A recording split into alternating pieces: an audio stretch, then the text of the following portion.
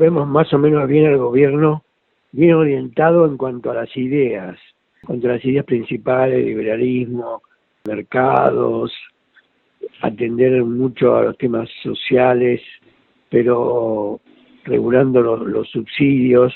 Ahora bien, en todo lo que es fiscal, el gobierno anda bien, lo que es fiscal y monetario anda muy bien. En la actividad económica y en lo social hay problemas en la industria, en la construcción y en el comercio, que están bajando la actividad, mientras sube el agro, sobre todo más de 100% en la soja. O sea que gracias a eso obtuvo una cifra promedio del 2% con respecto al año pasado, en el último mes de mayo que se calculó, pero efectivamente si uno lo toma por separado, da un aumento grande de la agricultura, ganadería, pesca, y quizás en minería también hay bastante, porque ahí entra la parte de petróleo, y después fallan todos los demás sectores que ocupan mucha gente.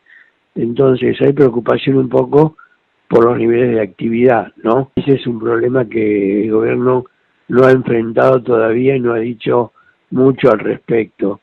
Se está hablando del salario real, pero no que va a aumentar muy rápido, sino posiblemente en forma lenta, sobre todo teniendo en cuenta que se ajusta por la inflación pasada, y eso con inflación que va disminuyendo va dando un aumento del salario real. Lo mismo pasa con las jubilaciones, o sea que tendríamos una recuperación de los sectores industria, cemento, construcción y comercio lenta, pero que al fin se podría dar. Calculamos para el 2025, o sea, el año que viene, un aumento del Producto Bruto del 5% y la inflación en un 31%. O sea que va a tener un momento de buen pasar político si logra esos resultados, ¿no? Ahora estaba allí en cierne mucho, se decía y se hablaba sobre la espera de la liquidación, no es cierto, del campo. ¿Cómo cree que se va a sortear? Atento a que de alguna manera el gobierno está necesitando esos dólares. Bueno, cuando uno necesita muchos dólares y tiene pocos o casi ninguno neto de las reservas brutas, le quedan pocas netas, evidentemente que tiene que hacer algo con el tipo de cambio. Pero el gobierno prefiere mantener el 2% de devaluación mensual y ajustar la inflación a ese tipo de devaluación, y con eso converger a un tipo de cambio único, pero quizás un poco bajo para las reservas. Entonces eso presenta alguna dificultad porque es difícil conseguir reservas con un tipo de cambio relativamente bajo, como se pretende, ¿no? Y hay una brecha entre el dólar oficial a 9.30, 2.30 contra los 1.400, 1.300, que estaría el tipo de cambio teóricamente de equilibrio del sector externo, lo cual es una diferencia notoria a pesar de que la exportación recibe el 20% por el contado con liquidación, pero aún así eso da 1.050, o sea que está debajo de los niveles que se requieren. También eso traería alguna inflación, eso es cierto, pero es preferible pagar una inflación ahora y no haya que hacer las elecciones, ¿no? Creo que como usted arrancó con la presentación, digo, en materia financiera y fiscal, decía, parece como que los resultados se van logrando no en función del relato con lo cual nosotros conocimos cómo se inició el gobierno, ¿no? Sino que más bien en la medida en que fue desdibujándose un poco y el gobierno fue encontrando algunas medidas como para campear la crisis, tal vez no muy de manual, pero en una forma ecléctica, algunas cosas se ven que se van viabilizando, es lo particular que yo estoy notando. Claro, sí, se viabiliza sobre todo en lo que es la parte monetaria, fiscal, ¿no? Por supuesto que dio superávit primario y superávit financiero en el primer semestre, eso está muy bien. Y también ahora la idea de tener inflación o emisión cero también puede ser una buena idea para ir frenando la inflación. Lo que pasa es que va a quedar un tipo de cambio con bajo, relativamente bajo, que bueno, para un país que requiere entrada de capitales, que requiere que saque el cepo para poder después estar seguro que va a poder salir en cualquier momento, evidentemente no es lo ideal. Faltaría un poco arreglar esa parte. Cristalizar de alguna manera esta continuidad que es un principio de solución, tal cual lo escucha usted, y veo cuál es su proyección respecto de lo que va a ser el crecimiento el año próximo. ¿Sería de alguna manera también cristalizar la situación social respecto de cómo deben ser las expectativas aquello para la pyme pequeña, los sectores del trabajo? Bueno, con la ley nueva de bases, está el RIGI ahí que para proyectos grandes, con eso se piensa obtener algunas inversiones, pero hasta que no saquen el cepo y esté tranquilo por un tiempo toda la economía, es difícil que haya grandes inversiones. Puede haber algunas, pero no suficiente para doblar la tendencia de la ocupación. Como está aumentando el desempleo, eso naturalmente traería algún problema mientras no se logre recuperar la economía. Por eso que el año que viene entendemos que el gobierno va a tener que hacer algo para ajustar la macroeconomía a la realidad, y cuanto antes lo pueda hacer, yo creo que es mejor, no por interés propio ni por ninguna otra cosa, sino desde el punto de vista que no hay que juntar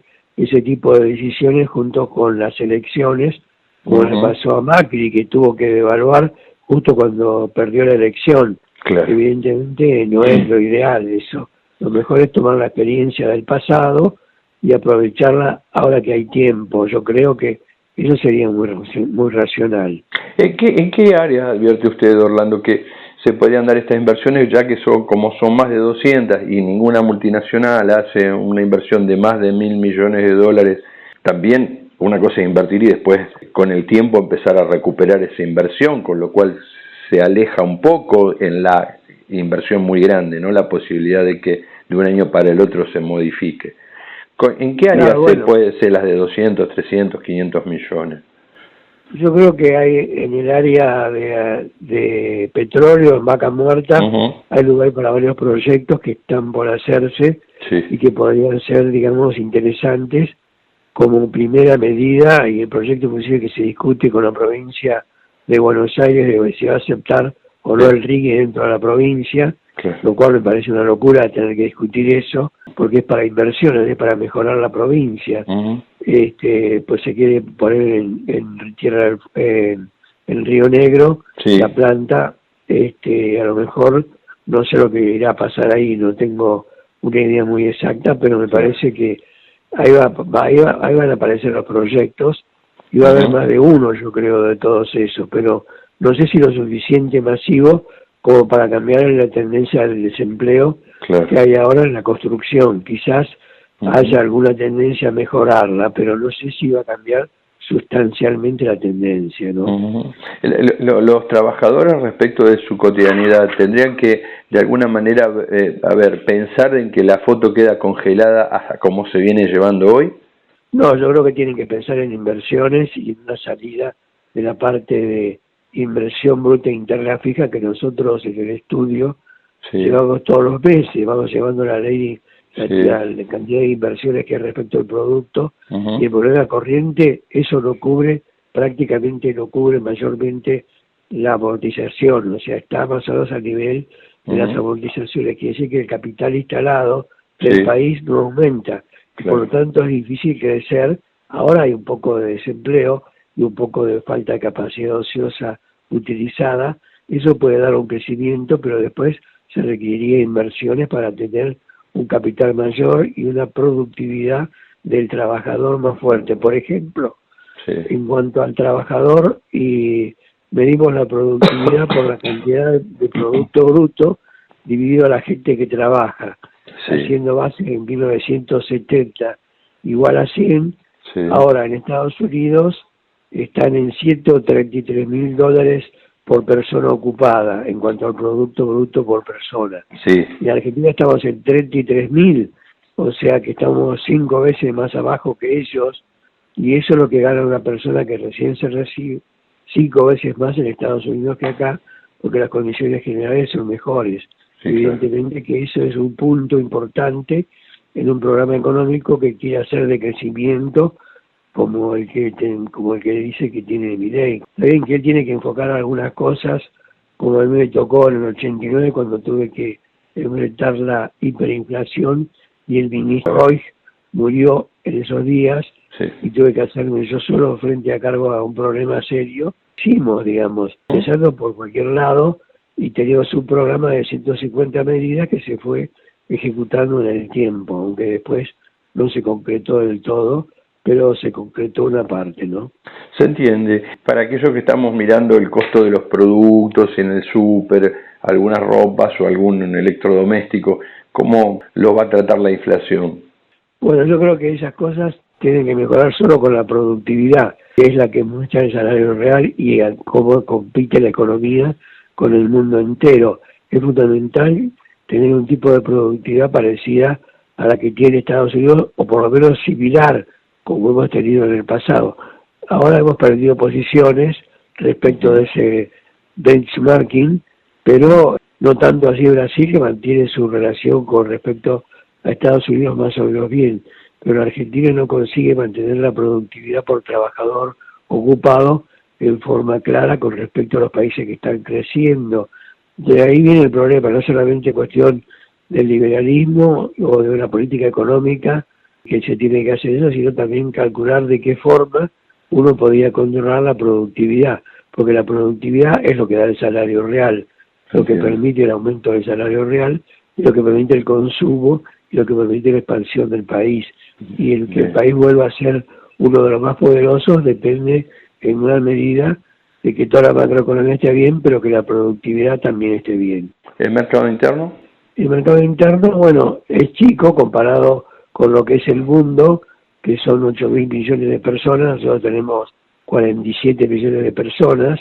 Evidentemente es un mercado grande para una provincia chica como podría ser Santa Cruz. Para Kirchner, a lo mejor el mercado de Argentina le parecía grande, pero para un argentino que piensa en el desarrollo mundial y piensa en función del mundo entero, tiene que tomar como mercado el mundo entero, o por lo menos gran parte del mismo, y tratar de no enojarse mucho con los países que piensan distinto pero que consumen igual, que es lo que hay que lograr, yo creo. ¿Y las relaciones con el fondo, cómo las cataloga hoy? Yo creo que también eso es bueno, porque el fondo siempre pone el acento en la parte fiscal y monetaria como lugar para equilibrar la economía y encontrar una fuente de desarrollo. En eso estamos bien. Yo creo que falta algo con respecto al tipo de cambio, pero no conozco mucho del Fondo Monetario Internacional por dentro, así que no sé cómo están ellos. Por lo que se escucha, es una opinión que podría estar presente, pero no lo sé. ¿Y el dólar cómo lo ve de aquí en más? El dólar libre se va a mantener con la inflación aproximadamente, pero el dólar oficial hay que ver porque ese es controlado por el mismo Banco Central, que al no liberar el cepo no deja que el tipo de cambio se establezca por el mercado. Esa es la gran cuestión de a dónde va a ir el tipo de cambio real, si está bien o si está mal.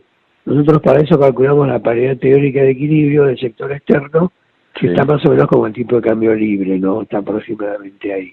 O sea, está un poco más arriba, y sería mejor tener un equilibrio del sector público, del sector privado y de toda la macroeconomía con un tipo de cambio compatible con el resto del mundo, con el cual tenemos que competir, ¿no? Bien. Ahora, la última, Orlando. ¿Hay algún tema que lo preocupe de aquí a fin de año? Bueno, me preocupa la parte social, es decir, la parte de empleo, la parte de pobreza. Son dos cosas que el gobierno no ha atendido con gran prontitud. También que los planes han seguido de forma más directa y llegaron a las personas que lo necesitan, pero hay mucho también de gerencia de los sectores políticos de la oposición en el control de esos planes.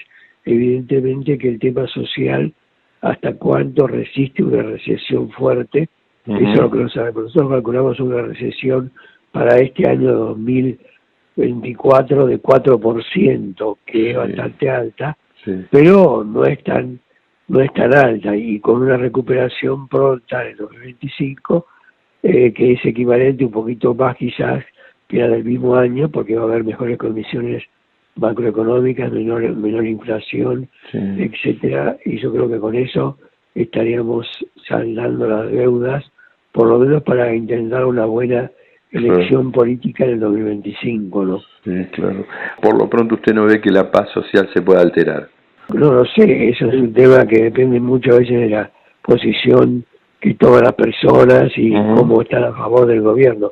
Pero en general el gobierno mantiene una buena imagen que está arriba del 50% de la población, de manera que la gente prefiere esperar para ver los resultados antes de tomar una decisión de protestar más fuerte. Yo creo que por ahora hay pocas protestas y eso es bueno para el gobierno. ¿Qué le gustaría decir y que no le pregunté, Orlando?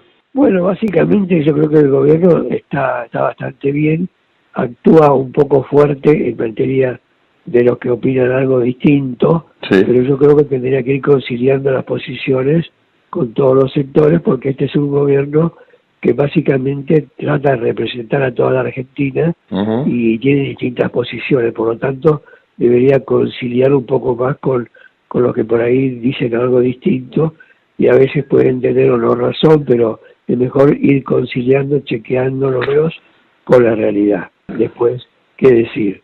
Diálogo y consenso sería la propuesta, digamos, entonces.